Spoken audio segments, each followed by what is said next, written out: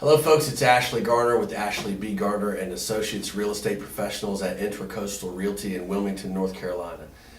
Today I'm reading the newspaper, and on the front page of the business section it talks about how good the economy is growing. So this is great news. A big part of the economy is real estate, obviously, especially in towns like Wilmington, where real estate is one of the biggest sectors of the economy that we have.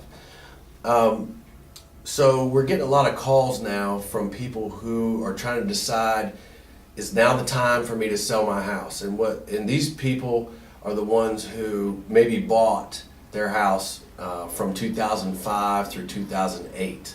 And if you remember correctly, that was when the bubble was growing and the prices were skyrocketing. So those were the highest prices that we've ever seen in real estate in the country's entire history. And we are not back to those prices yet. We're probably back right about 2005 prices. So these people that, they see the economy is getting better, okay, maybe some aspects of their personal life are getting better. Maybe they feel more secure in their job. Maybe they've gotten a raise. Their savings accounts are growing again. So they feel a little more comfortable tackling an issue that's not really fun to talk about, which is the fact that, hey, we own this piece of real estate. It's not worth as much as we paid for it. So what do? Do we keep it and live in it? Do we keep it and rent it out? Or do we sell it? So I've gotten a lot of calls about this lately. The answer is, well, it just depends on your personal situation. I personally am in this situation myself. I've got some of my rental properties that I own. We paid probably too much for them. They're rented out now, but they're just about breaking even based on the insurance, the taxes, the debt service, and the interest.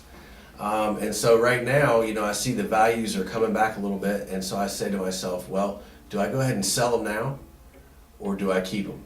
And it just depends. So what you have to look at is what's going on in your life other than real estate. It's not all about money all the time.